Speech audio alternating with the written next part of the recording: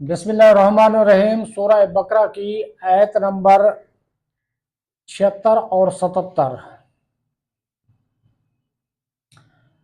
وَإِذَا لَقُوا الَّذِينَ آمَنُوا قَالُوا آمَنَّا وَإِذَا خَلَا بَعْضُهُمْ إِلَىٰ بَعْضٍ قَالُوا أَتُحَدِّثُونَهُم بِمَا فَتَحَ اللَّهُ عَلَيْكُمْ لِيُحَاجُّوكُم بِهِ عِندَ رَبِّكُمْ أَفَلَا تَعْقِلُونَ أَوَلَا يَعْلَمُونَ أَنَّ اللَّهَ يَعْلَمُ مَا يُسِرُّونَ وَمَا يُعْلِنُونَ۔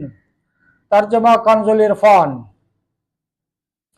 اور جب یہ مسلمانوں سے ملتے ہیں تو کہتے ہیں کہ ہم ایمان لا چکے ہیں، اور جب آپس میں اکیلے ہوتے ہیں تو کہتے ہیں کیا ان کے سامنے وہ علم بیان کرتے ہو جو اللہ نے تمہارے اوپر کھولا ہے تاکہ اس کے ذریعے یہ تمہارے رب کی بارگاہ میں تمہارے اوپر حجت قائم کریں۔ کیا تمہیں عقل نہیں؟ کیا یہ اتنی بات نہیں جانتے کہ اللہ جانتا ہے جو کچھ وہ چھپاتے ہیں اور جو کچھ ظاہر کرتے ہیں۔ وَإِذَا لَقُوا، اور جب وہ ملتے ہیں۔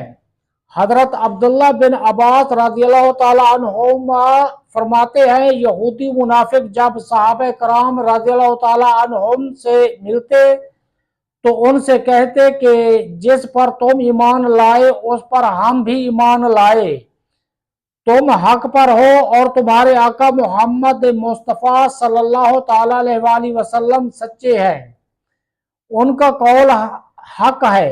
ہم ان کی نعت و صفت اپنی کتابوں میں تورات میں پاتے ہیں۔ جب یہ اپنے سرداروں کے پاس جاتے تو وہ ان منافقوں کو ملامت کرتے ہوئے کہتے کیا تم مسلمانوں کے سامنے ان کے آقا محمد مصطفیٰ صلی اللہ تعالیٰ علیہ وآلہ وسلم کے بارے وہ باتیں بیان کرتے ہو جو اللہ تعالیٰ نے تمہاری کتاب میں بیان فرمائی ہیں تاکہ وہ اس کے ذریعے دنیا و آخرت میں تمہارے اوپر حجت قائم کریں۔